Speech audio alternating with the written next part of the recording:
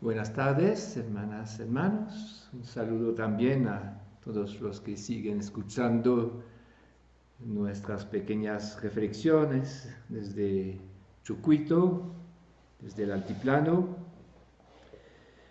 Esta tarde yo quería proponer una pequeña reflexión para prepararnos a celebrar la solemnidad de Pentecostés, hablar del Espíritu Santo. La proximidad de la fiesta de Pentecostés es una invitación para hablar del Espíritu Santo. Y además, en este tiempo de crisis donde nuestro mundo pierde sus puntos de referencia, sus planes y proyectos, buscando nuevos caminos para salir de esta situación e imaginar el futuro. En este contexto necesitamos más que nunca del espíritu de sabiduría y de discernimiento. La Iglesia en particular se encuentra frente a una situación totalmente nueva y busca una nueva manera de estar presente en este mundo y anunciar el Evangelio hoy. Quería empezar con un debate que he leído en un periódico de mi país hace varios meses. Al inicio un pequeño artículo de un sacerdote que conozco y que contestaba a la interpelación de un político de su ciudad que, bueno, como muchos, constataba que cada año había menos fieles en las misas, en particular en la misa del domingo. Y entonces decía, ustedes, los curas y la iglesia, van a desaparecer. En su respuesta, este amigo sacerdote trató de explicar que la iglesia no puede desaparecer porque está fundada sobre la roca que es Cristo, etc. Pero habla muy bien y su respuesta me parecía muy acertada. Y 2 días después, en el mismo periódico, se publicó un artículo de una laica que firma Cecilia y que se presentaba como una cristiana en camino. Sí, escribía, el político tiene razón. Ustedes, los curas, van a desaparecer y también todos los últimos cristianos que se encuentran todavía en los templos van a desaparecer. Poco a poco, en la indiferencia, una muerte dulce. Aunque parece bien implantado, inserto en la sociedad, el cristianismo va a desaparecer. ¿Por qué?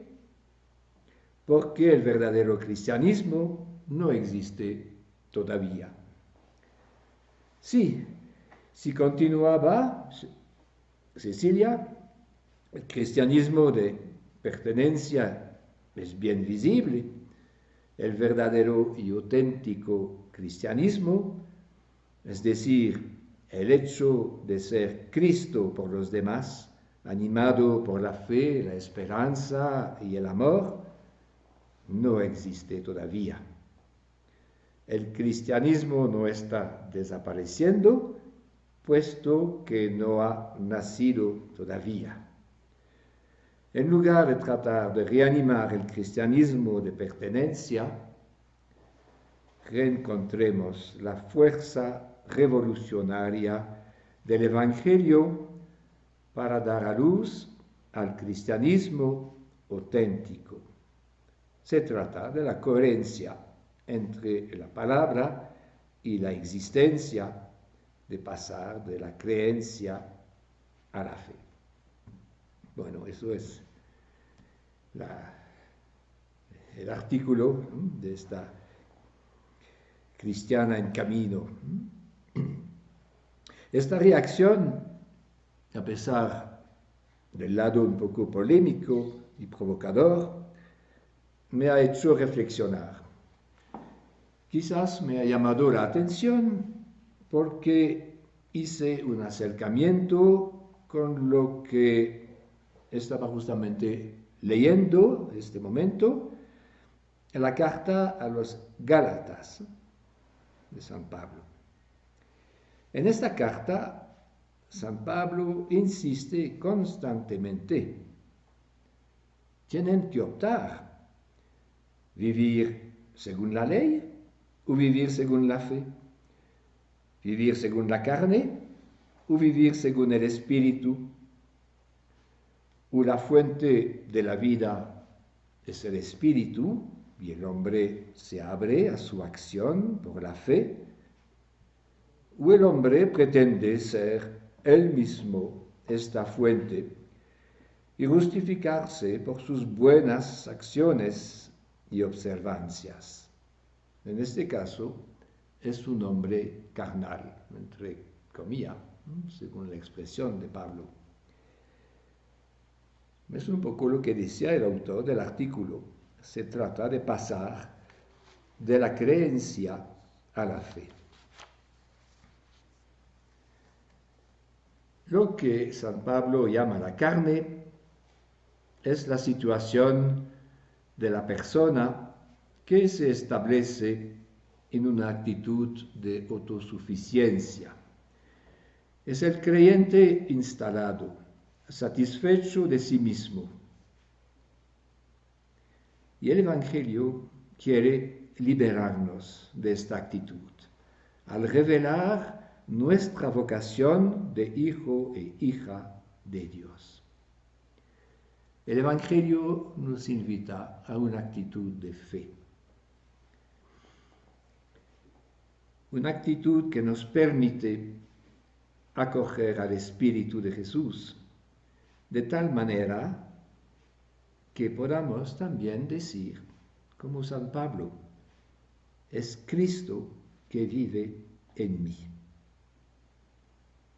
Es lo que entendía también, creo, el autor del artículo, ser Cristo por los demás. Entonces, es la opción, vivir según la carne o vivir según el Espíritu. El mensaje de San Pablo es todavía bien actual. Tenemos que preguntarnos si sus reproches a los Gálatas no se dirigían a nosotros también. ¿En qué medida seguimos viviendo según la carne y no según el Espíritu? La fe es antes que todo la apertura a la comunión con Cristo, que nos transforma a su imagen.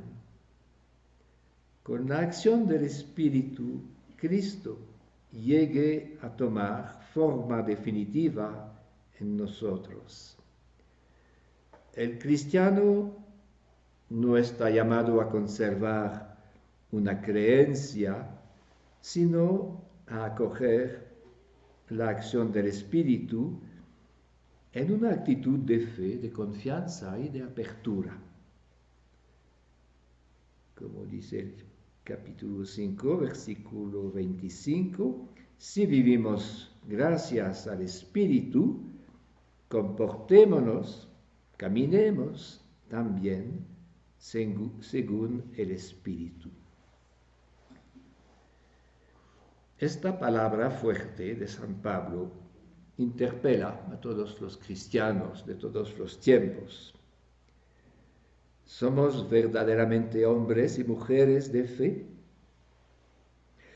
Hay que reconocer que las instituciones de la Iglesia encierran muchas veces a los cristianos en fronteras donde se sienten seguros de su salvación, practicando una religión reducida a una manera de estar en regla con Dios.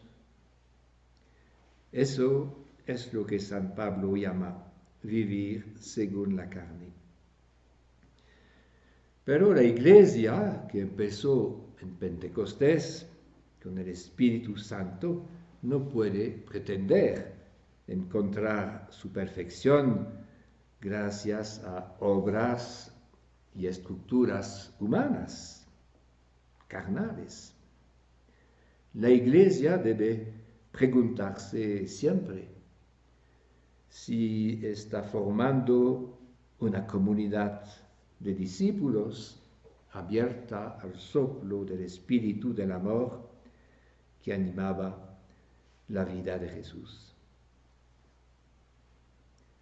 ¿Estamos abiertos al espíritu de Pentecostés que quiere comunicarse a todos y para el servicio de todos, de tal manera que podamos formar un día una comunidad de hermanos y hermanas sin fronteras? Es una pregunta siempre actual, como en el tiempo de la carta a los Gálatas.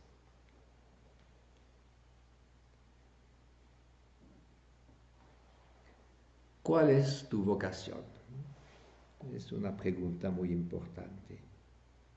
¿Cuál es tu vocación? El mensaje del Evangelio no es un depósito que poseemos, sino una vocación a seguir a Jesús, de tal manera que podamos caminar libremente bajo el impulso de su espíritu. La liberación de la carne, es decir, de los deseos egoístas, tiene como meta la dilatación del amor de Jesús en nosotros, para el servicio de todos. Conducir su vida según el Espíritu es una actitud fundamental. Por ejemplo, Ignacio de Loyola buscaba constantemente, frente a cada decisión, buscaba discernir en qué sentido le impulsaba el Espíritu.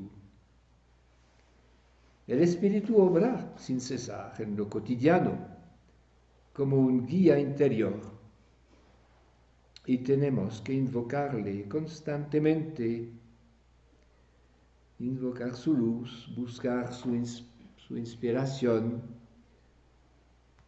Pensemos a los pescadores del lago que tienen que orientar la vela de su lancha para captar el soplo del viento, de tal manera que la lancha pueda avanzar. ¿Cuál es mi vocación? ¿En qué sentido te orienta la voz más profunda de tu ser?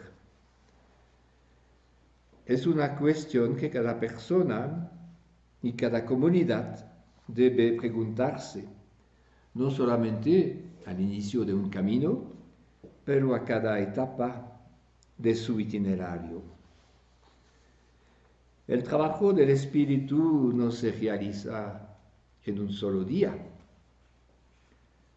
El ritmo de Dios no es el mismo que lo nuestro. Dios interviene de una manera totalmente libre y muchas veces de manera sorprendida. Es poco a poco, día tras día, que el Señor nos transfigura, hasta que Cristo llegue a tomar forma definitiva en ustedes, como dice la carta. Desde mi noviciado me gusta repetir esta frase, ¿no?, del hermano Roger, de la comunidad de Thésée: de día como de noche, el Señor nos transfigura poco a poco hasta lo más irreductible, hasta lo más duro de nuestro ser. Dios toma su tiempo. Muchos sacrificios y desprendimientos nos parecían superar nuestras fuerzas. Y de repente, un día, recibimos la gracia de hacer el paso. Una cosa aparentemente imposible, como la liberación de una adicción, se vuelve muy fácil. Es por eso que es tan importante de estar a la escucha del Espíritu para corresponder a la medida de gracia recibida.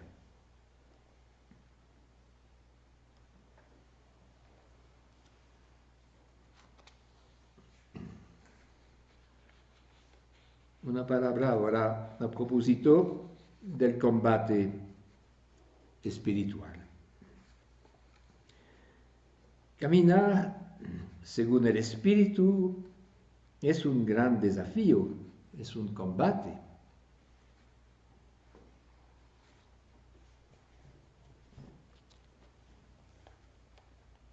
Voy a leer el versículo, capítulo 5, versículo 16 y los siguientes. Por tanto les pido, caminen según el Espíritu y no se dejen arrastrar por los apetitos desordenados, porque esos apetitos actúan contra el Espíritu y el Espíritu contra ellos.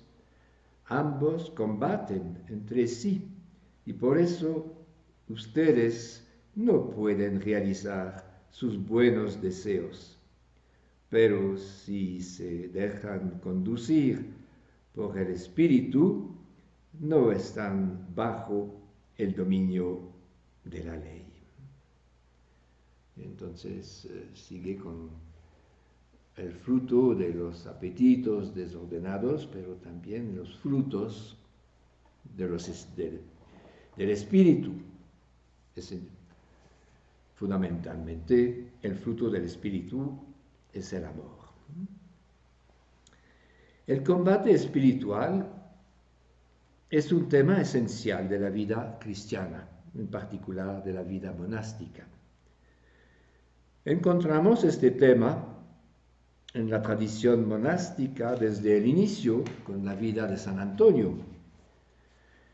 Los padres del desierto nos hablan mucho de los demonios, pero no se interesaban por la natura de los demonios, sino que querían, con estas imágenes, transmitirnos sus experiencias humanas y el proceso psicológico de las tentaciones. A veces nos decimos, pero ¿qué me pasa? ¿Por qué de repente esta imagen, esta sugestión? Los ancianos del desierto preferían decir, ¿qué demonio me está asaltando? Por fin es lo mismo. San Antonio, por su parte, había designado cada seducción, cada tentación por un animal. Y San Benito ve también la vida monástica como un combate.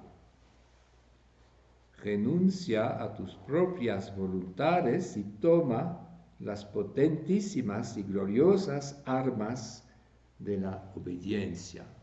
Dice eso al inicio del prólogo. Es un lenguaje de lucha, de combate. Y también cuando habla de los cenobitas y de los anacoretas, los cenobitas son los que combaten bajo una regla y un abad, combaten. Los anacoretas son los que con el auxilio de Dios combaten solos. Se trata de un combate. Hoy, en el ambiente de nuestra sociedad, no se habla muy poco, incluso en los monasterios, del combate espiritual. Pero de todos modos hay que ser vigilante y seguir luchando, porque hay otros poderes y fuerzas espirituales que el Espíritu Santo, fuerzas que obran en el mundo. Necesitamos mucha vigilancia para discernir dónde actúa el Espíritu Santo y dónde actúan las fuerzas espirituales malas.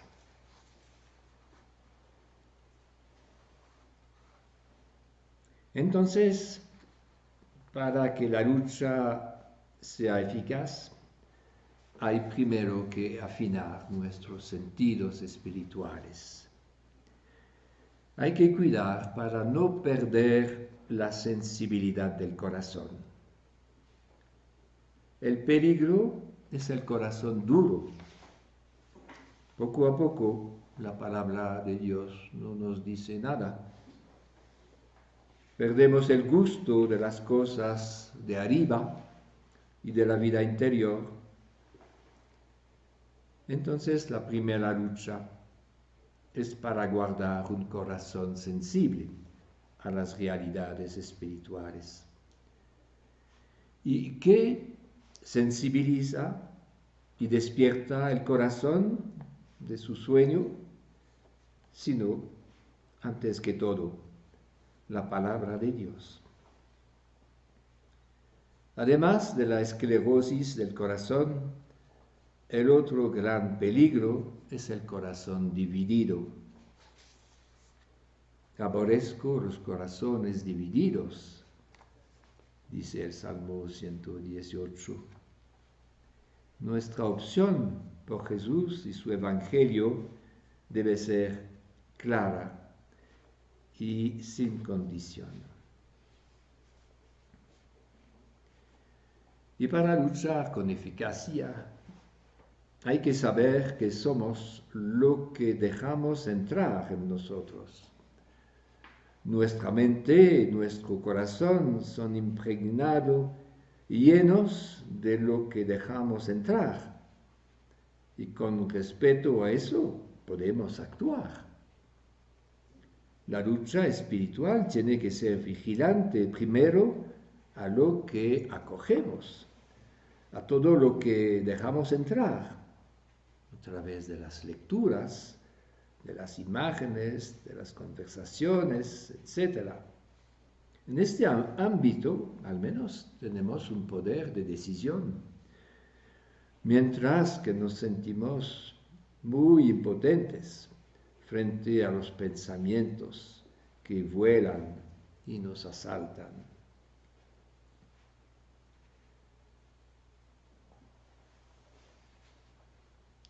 ¿Y por qué somos tentados? Desde el inicio del libro de Génesis, se nos enseña que la existencia se vive bajo el signo de la limitación, que el ser humano no puede poseer todo, que la libertad debe aceptar una ley.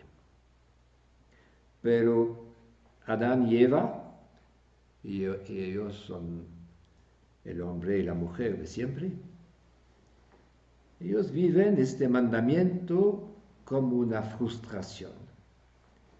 Entonces el don de Dios se vuelve para ellos una prohibición insoportable que hay que transgredir. El Dios Padre se vuelve un Dios celoso, enemigo del hombre. El deseo primitivo del ser humano es un deseo de ser todopoderoso, sin límite. Basta ver cómo el pequeño bebé quiere todo y enseguida. Todo para él. Su madre debe existir únicamente para él. Y la madre tiene que empezar a decir no, a poner limitaciones. Si el pequeño quiere volverse un ser libre e independiente, capaz de relación con los demás, tiene que aceptar que todo no sea para él inmediatamente, según sus necesidades y sus caprichos.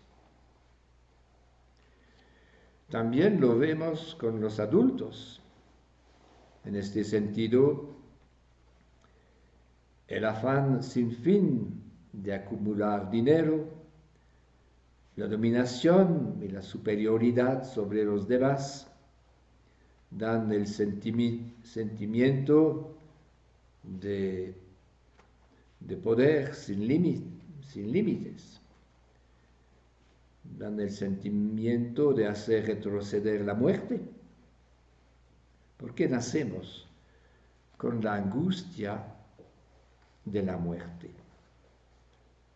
Con la angustia de asistir a la disminución de nuestras fuerzas, la angustia de perder el control. Pero el mandamiento de Dios nos enseña que la existencia se vive bajo el signo de la limitación, que el hombre no puede tener todo, tiene que aceptar la privación para que sea libre. Y justamente la tentación encuentra en el rechazo de la limitación y en la angustia de la muerte su motivación profunda. Se dice que la razón más profunda por la cual caemos en el pecado es la angustia de la muerte. Al contrario, aquel que llega a vencer la angustia de la muerte es más fuerte en la tentación. Es por eso que la carta a los Hebreos puede decir: por su muerte, Jesús ha librado a aquellos a quienes el temor a la muerte tenía esclavizados de por vida. En capítulo 2, versículo 15 de la carta a los Hebreos. Es el temor a la muerte que nos tiene esclavizados. Es porque tenemos miedo de la muerte y que estamos angustiados frente a ella que caigamos en la tentación y en el pecado. Para los padres de la Iglesia, los cristianos habían vencido la muerte en la medida de su adhesión a la resurrección de Cristo. Si adherimos verdaderamente a la resurrección de Cristo, no deberíamos tener miedo a la muerte. Para la Iglesia primitiva, el auténtico cristiano, el mártir, es aquel que ha perdido el temor de la muerte. Hace poco escuché el testimonio de un sacerdote que sufre de una enfermedad muy grave y que sabe que puede morir a cualquier momento. Y decía en su testimonio: la proximidad de la muerte ha cambiado mi vida. El hecho de ser obligado de mirar mi propia muerte de frente me ha profundamente liberado. Y de hecho, este hombre daba una impresión de vitalidad interior y de una alegría desbordante. Como dice el Papa Francisco, sentirse en camino hacia la muerte nos hará bien a todos. Caminar. Caminar según el Espíritu. caminar bajo la impulsión del Espíritu. Es una expresión que Pablo repite varias veces de diferentes maneras a lo largo de la carta a los Gálatas.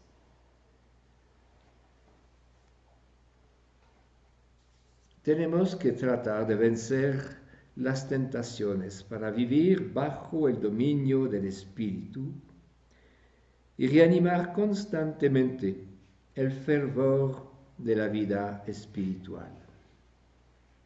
Entonces el Espíritu puede realizar a través de nosotros cosas que nos superan, que no son nuestras, sino del Espíritu. Como la primera comunidad de los apóstoles, hay que esperar el don del Espíritu antes de empezar la misión. Eso quiere decir, antes cualquier decisión importante, no hay que olvidar de invocar al Espíritu. Es verdad que si nuestra acción coincide con el deseo del Espíritu en nosotros, toda nuestra vida se ensancha y se vuelve mucho más fecunda. Hay dos niveles que se oponen, como dice San Pablo, la carne y el espíritu, como dice el Evangelio, el mundo y el reino. Hay una voz interior y hay las tentaciones exteriores.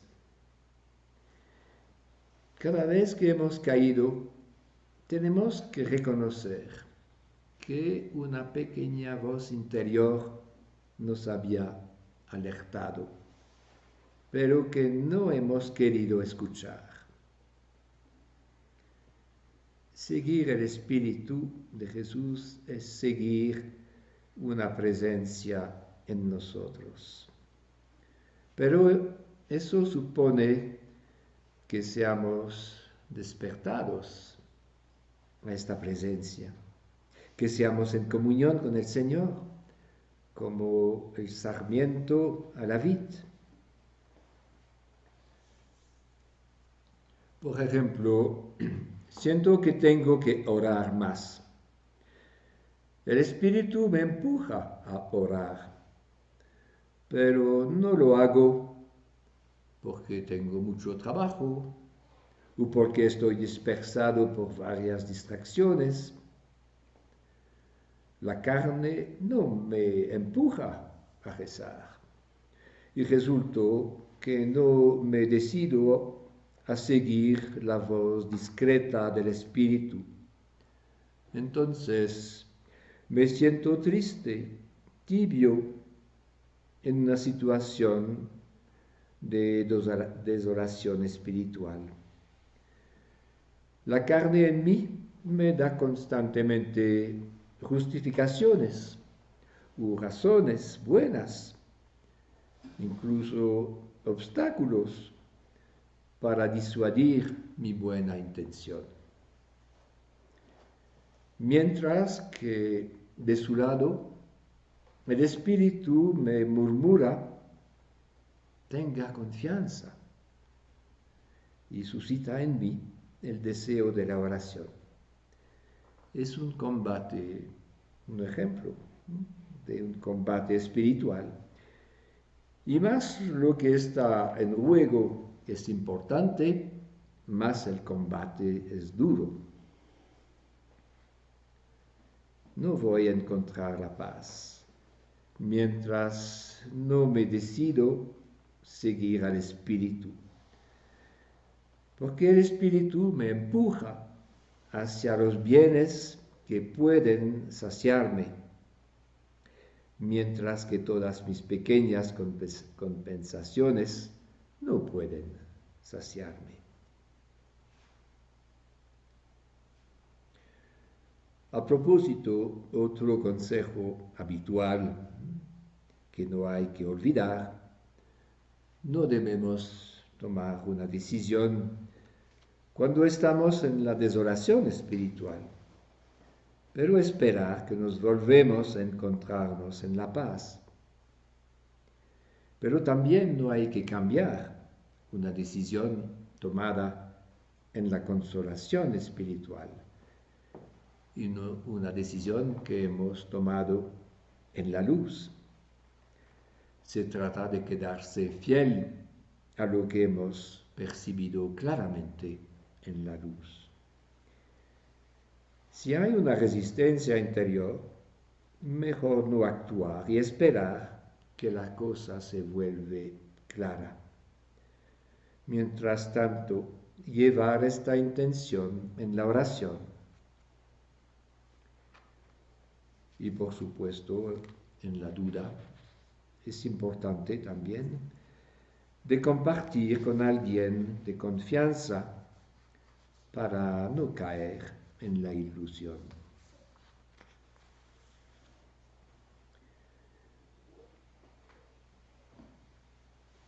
Y quiero terminar con una pequeña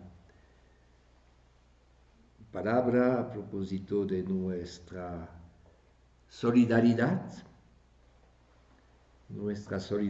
en la comunión de los santos. Lo que está en juego en nuestro combate espiritual va mucho más allá que nuestra pequeña persona. Es un pensamiento que puede ayudar mucho en nuestra lucha. A propósito de esto, me ha llamado la atención desde mucho tiempo un texto de Santa Teresa de Ávila, que he citado varias veces, creo. Un texto que habla de los que se ponen en camino con la decisión firme de seguir el camino de la perfección y de entregarse sin reserva al Señor. Creo, escribe Santa Teresa, que aquello que empieza con el auxilio de Dios a andar enérgicamente y decididamente hacia la cumbre de la perfección, nunca se va solito al cielo. Siempre se lleva consigo a una multitud. Es parecido a un capitán valiente a quien Dios ha confiado a mucha gente que marcha en su compañía. Esta convicción de Santa Teresa es compartida por muchos autores espirituales en la perspectiva de la comunión de los santos. Aunque sea una realidad misteriosa y escondida, es bueno de animarse con este pensamiento. No basta considerar la vida espiritual como un asunto únicamente individual. No es justo decir que los demás no tienen nada que ver con mi crecimiento y progresos espirituales y con la fidelidad a mi vocación. Al contrario, dice Santa Teresa, es importante para muchos.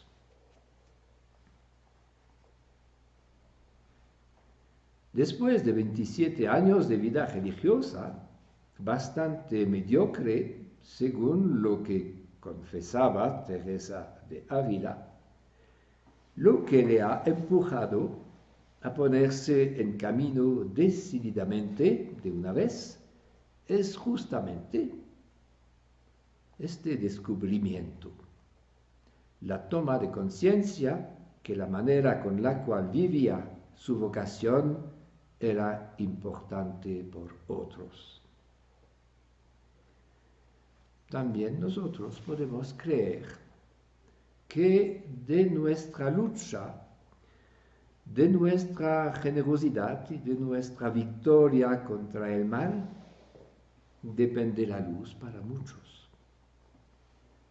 Dios necesita la generosidad de nuestra entrega Dios está esperando un sí, sin reserva, para atraer muchos con nosotros. Qué responsabilidad, muy bella y muy grande. Nos encontramos otra vez con la idea bíblica de la elección, de la bendición.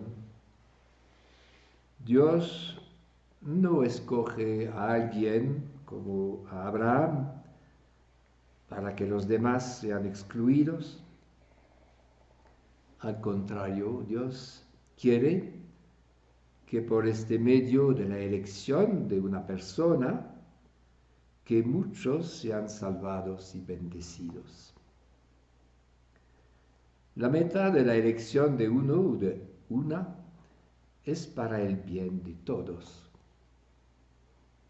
Hoy día, como en el tiempo de Abraham, los que han contestado con generosidad y sin reserva a la llamada divina, se vuelven bendición para los demás.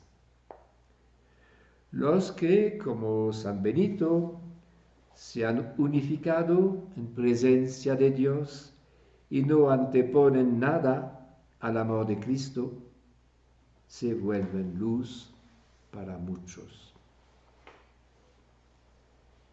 Tener conciencia de esta responsabilidad, de las consecuencias del combate que llevamos, cada uno en el secreto, eso puede ayudarnos a perseverar y fortalecer nuestra propia vida espiritual. Bueno, para concluir, esta vez es la verdadera conclusión, podemos decir, pensando a la interpelación del inicio, no, el cristianismo no puede desaparecer, porque Cristo sigue hoy viviendo y actuando en muchos de sus discípulos y discípulas. Para citar otra vez Maurice Zundel, el único evangelio convincente, lo que necesitamos, lo que los hombres están esperando, es la luz de una vida, es la irradiación de un rostro, es el don de toda una vida. Y es verdad, encontrar una persona habitada por el Espíritu de Jesús es una luz en nuestro caminar. Pero es, antes que todo, una felicidad por la persona misma. Y hay que reconocer que cada vez que nos hemos dejado guiar por la inspiración del Espíritu, por la pequeña voz interior, a pesar del miedo frente al desconocido, a pesar de la dificultad que parecía superar nuestras fuerzas, hay que reconocer que hemos vivido una experiencia de paz profunda y de gran alegría, y que nuestra vida se ha vuelto más fecunda. Es también la experiencia de una comunidad, la experiencia de la Iglesia, que en este tiempo de interrogación y de gran incertidumbre, en un mundo desquiciado, la Iglesia, cada uno y cada una de nosotros, puedan ser renovados e iluminados por el Espíritu de Pentecostés.